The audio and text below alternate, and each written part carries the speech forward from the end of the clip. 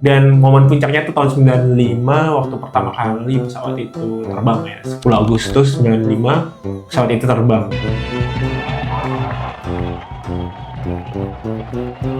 Kalau dipikir-pikir Lus, kan dulu Indonesia tuh terkenal bisa bikin pesawat dan maksudnya sukses.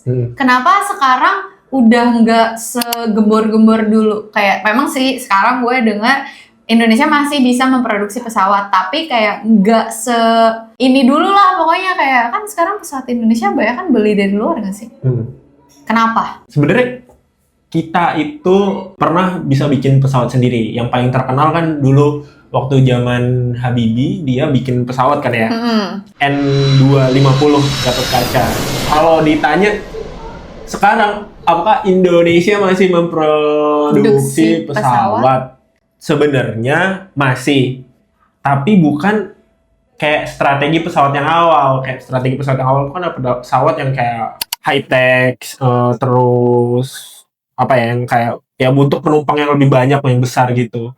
Nah sekarang itu diubah ke yang lebih kecil gitu. Kita memproduksi yang kecil gitu, kayak pesawat-pesawat perintis gitu, yang kayak misal kalau di pedalaman-pedalaman atau di daerah-daerah yang terdepan itu biasanya akan memakai pesawat-pesawat kecil. Itu yang membedakan antara dulu dan sekarang. Dan sekarang juga beberapa itu kita cuma memproduksi beberapa pesawat lisensi aja, kayak lisensi dari negara lain kayak Spain gitu, yang N212I.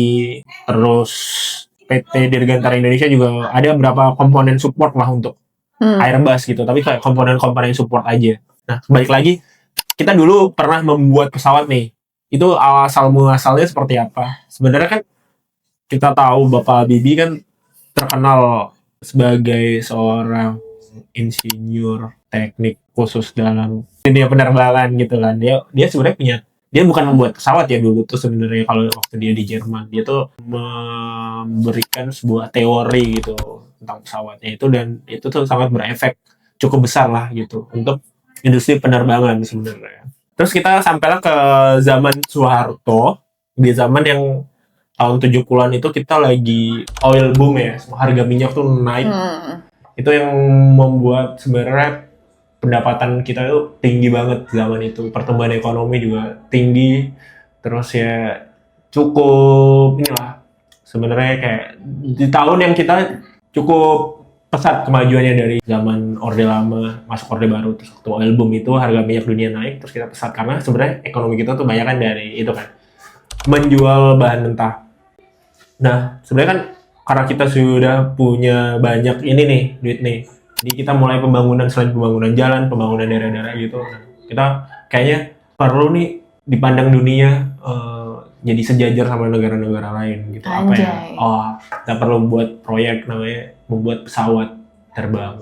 Jadi Soeharto memanggillah Habibie ini untuk membuat pesawat terbang. Bebas, dia disuruh lah untuk research dan mendirikan lah. Akhirnya dia datang dan diberikan cek kosong, bebas lah, lu mau minta berapa untuk bikin industri ini. Ya dia Habibie membuatlah IPTN tahun 1976 gitu. Setelah IPTN berdiri, ya itulah cikal bakal proses research dan pengembangan pesawat tadi N250 Gatot Kaca. Nah pertama itu sebenarnya waktu udah mendirikan itu kita nggak meriset dari awal ya, kayak sebenarnya perlu research dari awal itu tuh sekitar 50 tahun lah untuk bikin pesawat gitu, kayak research dari awal ini gimana gitu.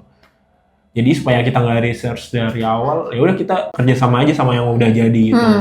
Terus kerja sama Spain itu ya untuk pesawat apa ya namanya, Kasasi 212 atau berapa juga sama Prancis gitu, pesawat Puma gitu kalau salah. Nah habis itu kita kerjasama membuat desain sebenarnya, kayak orang Spain bikin desain yang depan, kita bikin desain yang belakang gitu. Kita merancang depan belakang. Nah setelah kita udah lulus dari tahap itu kayak merancang gitu, baru kita bisa mulai bikin sendiri gitu. Jadi kita tuh nggak perlu riset dari awal, tapi kita beli yang udah jadi, terus kita coba kerjasama untuk bikin sama negara lain sambil belajar gitu. Terus kalau kita udah lulus itu kita coba bikin sendiri gitu. Itu mempercepat waktu. Pada akhirnya ya udah kita berhasil. Dan momen puncaknya tuh tahun 95 waktu pertama kali pesawat itu terbang ya. 10 Agustus 95 pesawat itu terbang.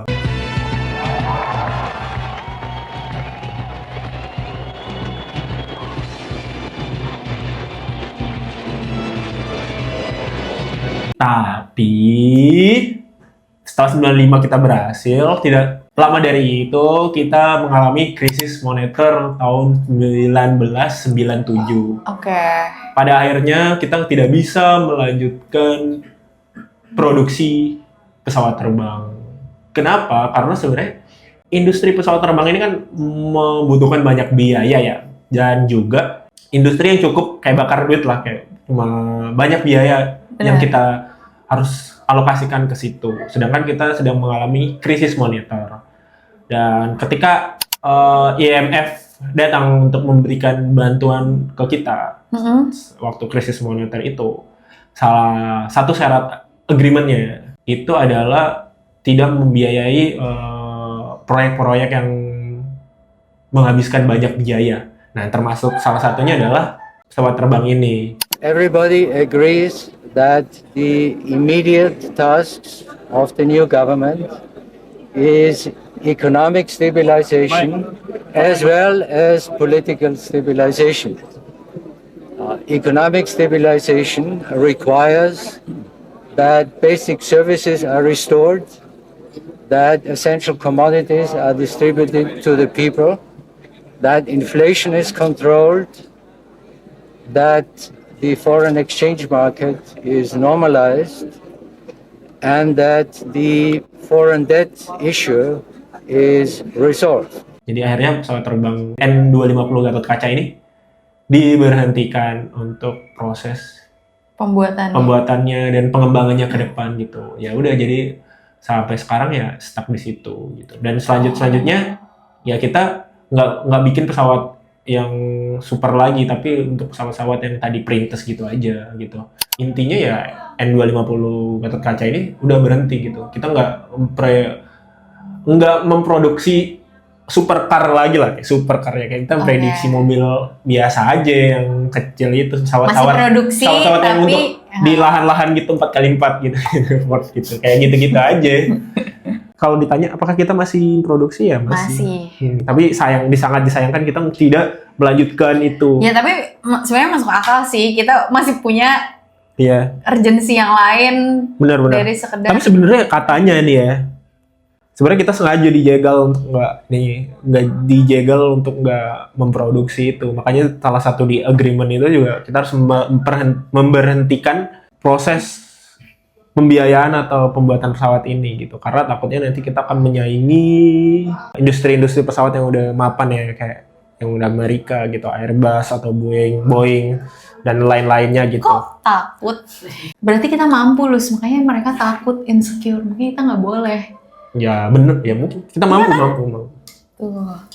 Nah, menurut kalian kenapa sih pembuatan pesawat terbang ini diberhentikan? Apakah kalian ada informasi tambahan yang belum disampaikan oleh Mas ini, atau kalian mau ngasih fun fact lagi yang lain perihal pembuatan pesawat terbang ini yang zaman dulu atau zaman sekarang? Boleh tulis di kolom komentar. Jangan lupa like, comment, subscribe, share. Sampai jumpa di episode selanjutnya.